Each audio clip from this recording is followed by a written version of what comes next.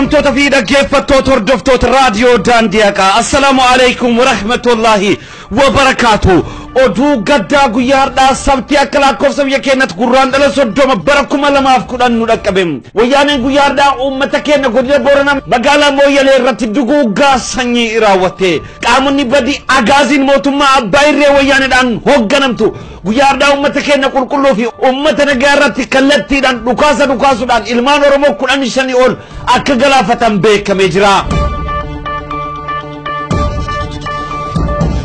Qaamonni badii dhiiga uummata keenya dhuguu baratan guyyaa har'aa godina Booranaa magaalaa Mooyyalee ganda Shawaa Barriitti kallattiidhaan uummata keenya irratti dhukaasa banuudhaan ilmaan Oromoo 15 ol akka galaafatan beekamee jira.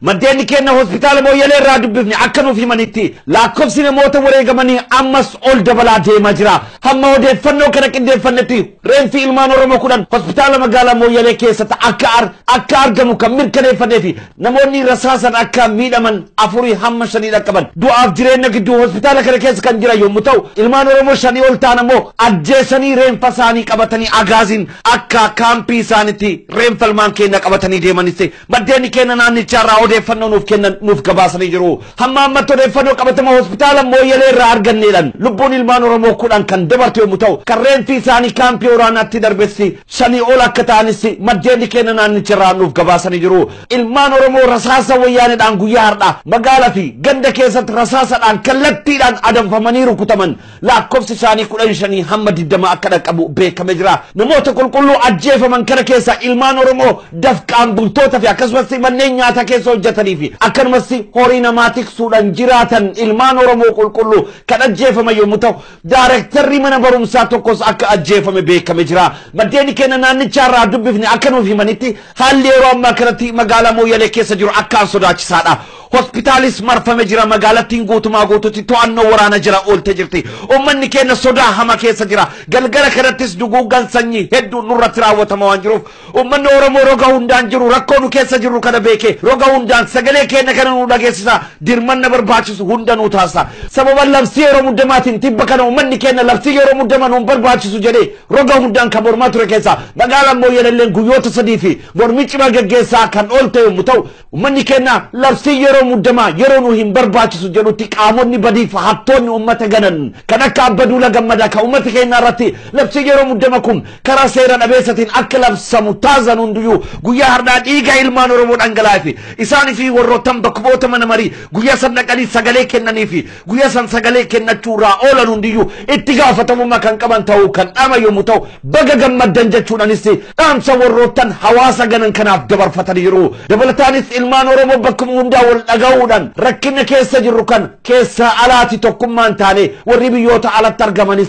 sagalee keenya kan addunyaaf nu haa dhageessan jechuun dhaamsa kan dabarfatan yommuu ta'u yeroo ammatti magaalattiin to'annoo waraanaa jala kan jirtu yommuu ta'u bulchiinsi godina Booranaas wattakkas kan gochuu hin danda'inii fi warroottan qaama badii agaazii kanas kan qabate oliif gaddeemu isa jechuudhaan bulchiinsa godina Booranaa Abliiban Areeroo komii guddaarraa akka qabatanis dubbatanii jiru. Ilmaan Oromoo guyyaa har'aa wareegaman kan maqaan isaanii nu dhaqqabe daarektara mana barumsaa Maddoo Miigoo yookaan mana barumsaa Qabbanaa obbo Tamaam Nageessoo Ermiyaas Badhaanee hojjetaa mana nyaataa Kanuu Garoo Goolloo Waaqoo Muhammad Urgee Kanuu Qancoorroo Muhammad Qaampee Muhammad Musee Ramadaan kan jedhamu kan maqaa abbaa isaa nu hin dhaqqabin Ayyichoo Tsaggaayee Gabayyoo Jamaal Damise warroottan madaa'anii yeroo ammaa kanatti du'aaf jireenya gidduu keessa jiran Duubee Adaanee Tasfaayee Gaahanoo Siraaj Tamaam taarii shamaa akka ta'an maddeen keenya hospitaala keessatti argaman kan nuuf gabaasan yommuu ta'u maqaan reenfa ilmaan Oromoo agaaziidhaan guyyaa har'aa ajjeefamanii reenfi isaanis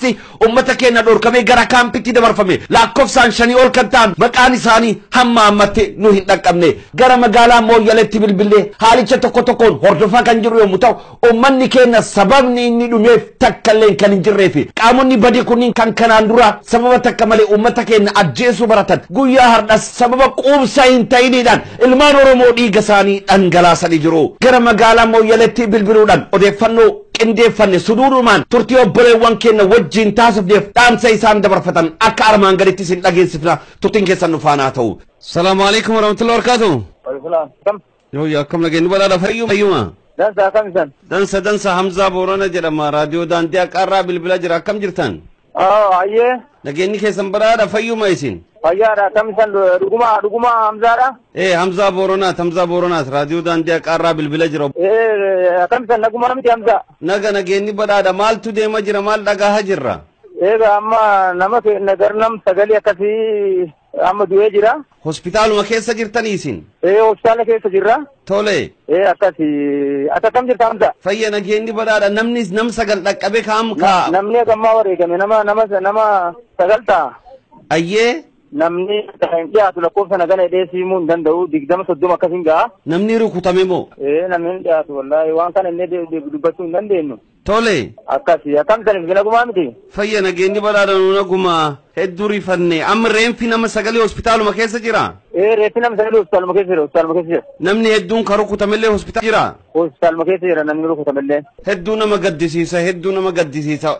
Namni kun sababa inni irra rukutan fa'aa odeeffannoo wanni isin dhaqqabe jira. Wanni amma odeeffannoon dhaqqabetti Shawaabarreetti iddoo Shawaabarree ganda Shawaabarree keessatti mooyyelema. Mucaan tokko bajaajii keessaa gabbu'ee. Mucaan bajaajii keessaa gabbu'eeti tokko mucaa dhibee ka xiqqoo mataan isaa rakkoo qabu jira maraatee fayyadanii xiqqoo rifeensa wayii qaba. Gubbaan kaan humna waraanaa hojjaa arge kaanii biraa baqate mucaan rifeensa qabu hundi mataan isaa rakkoo qaba. Tole. Baqate gurbaan maraataan kun baqatee dabree gurbaa bajaajii keessaa isa waliin ture sana achumatti rasaasan dhahanii. Ummatuma ammallee ummatni naannoo kun naannoo masaajida Shawaabarrii ture. Naannoo Shawaabarree ture amma ummanni masaajida keessa akkuma ummatuma cufaatti dhukaasaniiti namni hedduun du'e beekta. Nama suuqii keessa jiru fa'aa du'e nama mana shaayii keessa jiru fa'aa du'e dubartiillee keessa jirti nama du'e kana keessa beekta waan keessa Ajaa'iba. Reeffi nama amma hospitaala galee reeffa nama sagaliiti kan makalakaan fudhatee kaambii seene nama afur jedha nama akka dubbataa jirantu ummanni keenya. Walumaa galatti iyyuu gara nam 13 dhaqqabe jechuudha reenfi iyyuu kaa'amni jiru. Akkas amma gara nam 13 dhaqqaba namni isiin fudhatte garii namni 8 reeffa isaanii makalakaan qabattee kaambii seenteedha. Inni kaan ammoo kan bira dhaqqabe nama sagalii walumaa gara nama 17 jechuudha amma hidhamee jiranitti yookaan ta'e. Hedduu nama gaddisiisaa hedduu nama gaddisiisaa maatiiwwan namoonni irraa rukutamanii amma dhufanii amma hospitaala isan bira jiranii. Nurra ammoo hospitaala nurra marsitee jirti warri nutti marsitee jirti amma makalakaan yeroo amma dubbachaa jiru kan nurra marsitee jirti. Amma nurra marsitee ammaan tana iyyuu laali nutti nu qabattee mishikii qabattee akkana taa'aa turte. Akkasii duuba waan nama ajaa'ibsiisu reeffi nama kennaa inni kaan kaambii seenee jira inni namni sagal ammoo hospitaala jiranii kan ammallee lubbuun du'aaf jiruu gidduu jiran nama 3-4 ta'a ammallee kan lubbuu jiran. Hospitaaluma keessa. Kan ammalti daarektara mana barumsaa maddoo miigoo jedhan barsiisaa tamaam kaa'edhamullee as keessa argamu warra mudee kana keessatti. Tamaam nageessoo jedhani. Tamaam nageessollee lubbuun darbee. Daarektara mana barumsaa maddoo miigoo jedhan tamaam nageessoo amma warra san keessa warra san keessa jira. Tole warri du'e kana maqaa listii isaanii argachuu dandeenya.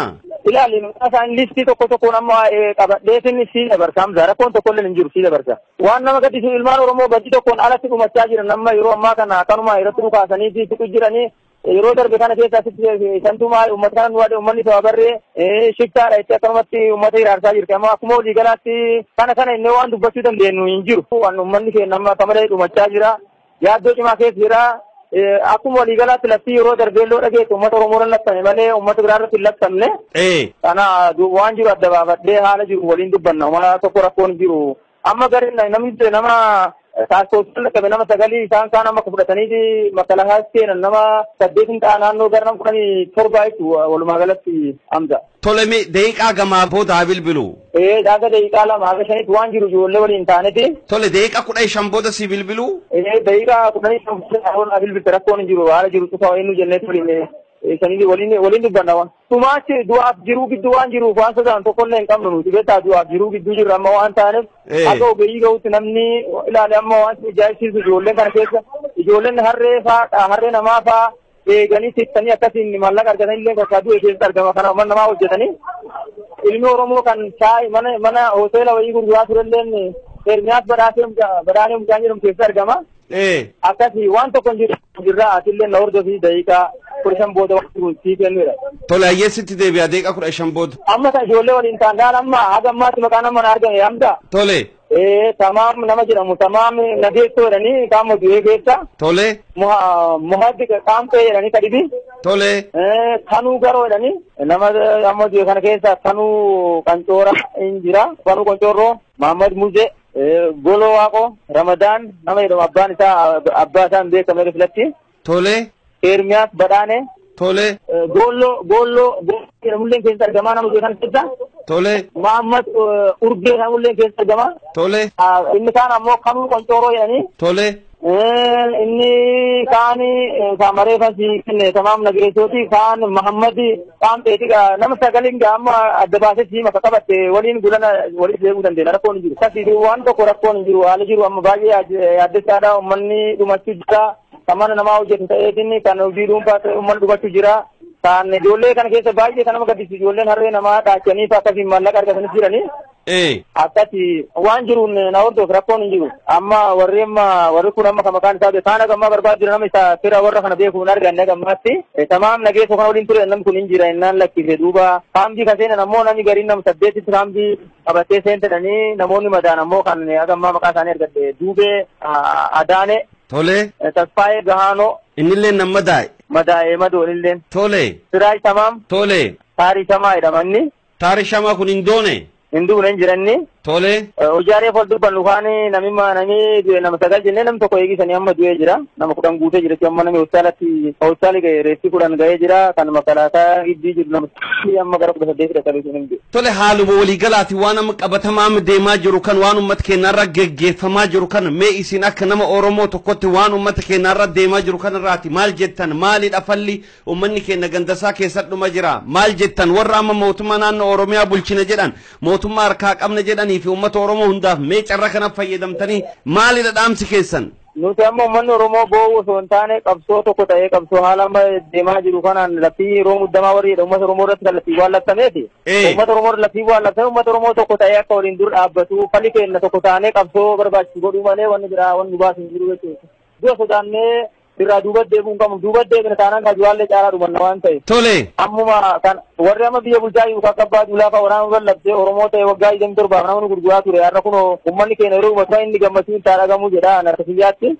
Kana ergaan an qabu yoo uummata Oromoo qabu an taate ajjeechaan uummata Oromoo irraa akka dhaabbatu qabsaa'uu qaban malee uummata Oromoo irratti labsii waraana labsuun isaanii irraa hin eeggamu ture garuu isaan faallaa sanaa ta'aniiti har'a mootummaan wayyaane waraanni mootummaa wayyaane uummata Oromoo irratti tarkaanfii akkanaa fudhatee uummata Oromoo kana fixee kunoolee namni har'a dubartiillee keessa argamtu warra makalaakaa gibbii ta'e san keessa beektaa reeffa 8 san keessa. Tole. Akkas uummanni Oromoo tokko ta'ee akka qabsaa'ee fala argatu akka gaafii mirgaa gaafatee fi amma keessumaayyuu warra naannoo Shawabaree nu irratti amma xiyyeeffannaan guddaan jira jechuudha amma yeroo ammaa kana.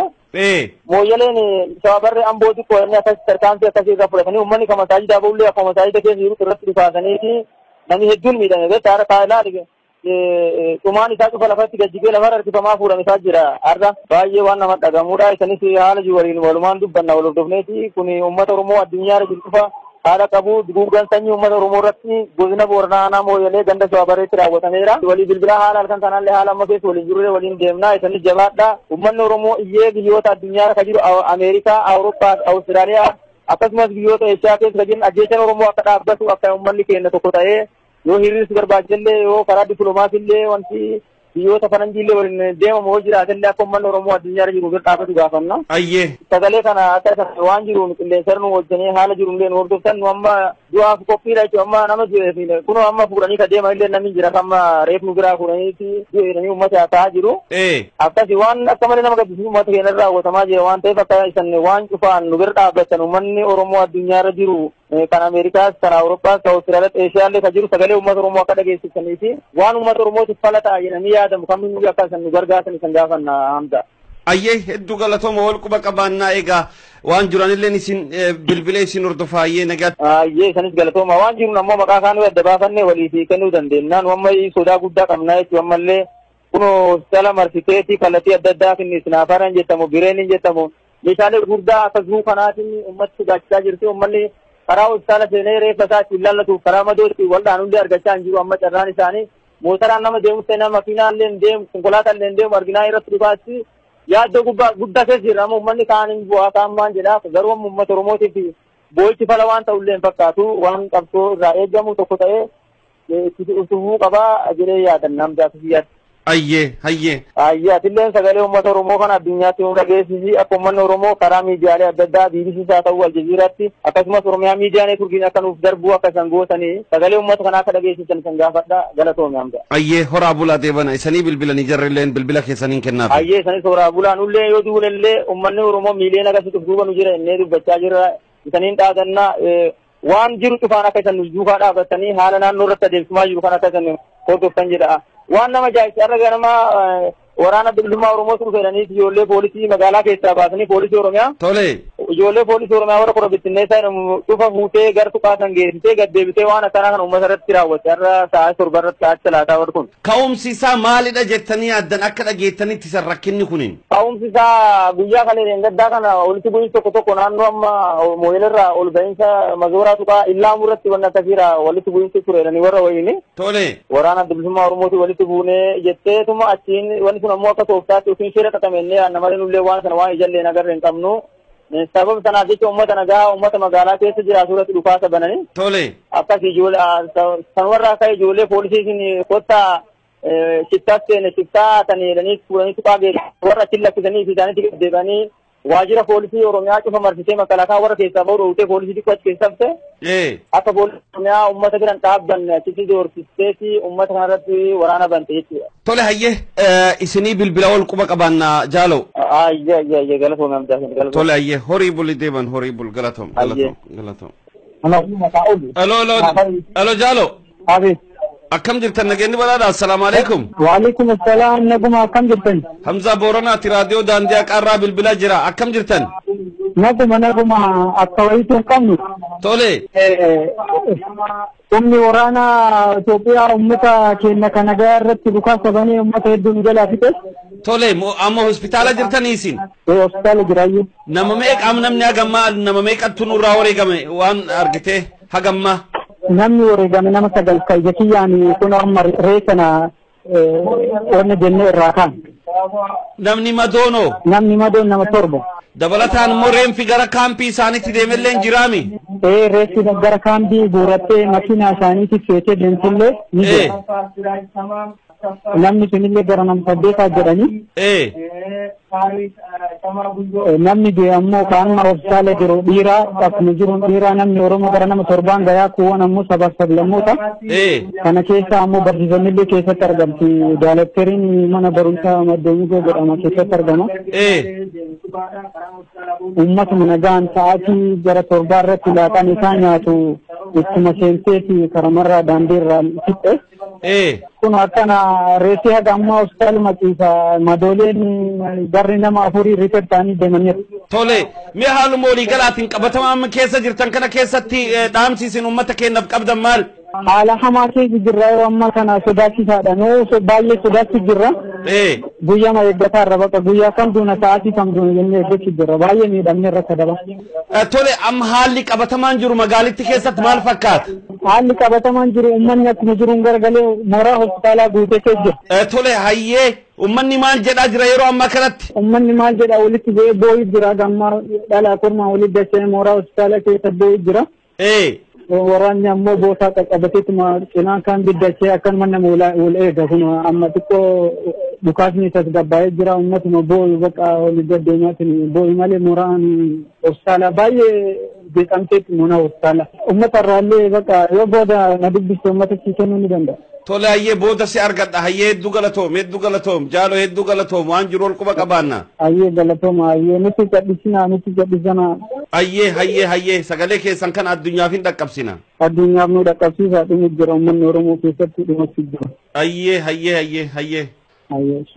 Salaamu alaikum. Waalaikum salaam warahmatullahi wabarakatuh. Kabajamtoota fi dhaggeeffattoota uummata keenya kan roga hundaan argamtan duguuggaa sanyii uummata keenya godina Booranaa aanaa Mooyyalee keessatti gaggeeffame ilmaan Oromoo qulqulluu kan dhiiga isaanii dhangalaasan kana uummanni keenya roga hundaan ta'uudhaan akkuma kanaan dura falmii cimaa gaggeessaa ture ammas falmii hadhaawaa gaggeessuudhaan warroottan qaamota badii uummata keenya irratti duguuggaa sanyii labsan kan mormi cimaa irratti gaggeessuudhaan biyya keenya keessaa hamma buqqaafne baafne baafnutti qabsoo kenna finiinsine itti fufu qabna jechuudhaan dhaamsa dabarsaa odeeffannoo kan qindeessee isiniif dhiyeessee ana bulees keessan Hamzaa Booranaati odeeffannoowwan jiran hordofaa kan isin beeksifnu ta'a injifannoon kan ummata keenyati wareegamtoota keenya rabbiin qubtuma isaanii jannata olaantuu nuuf haa taasisu firaa fiixaaf gosaaf miiltoo maraaf obsaaf jajjabina hawwina qabsaa'anni kufaa qabsoon itti fufaa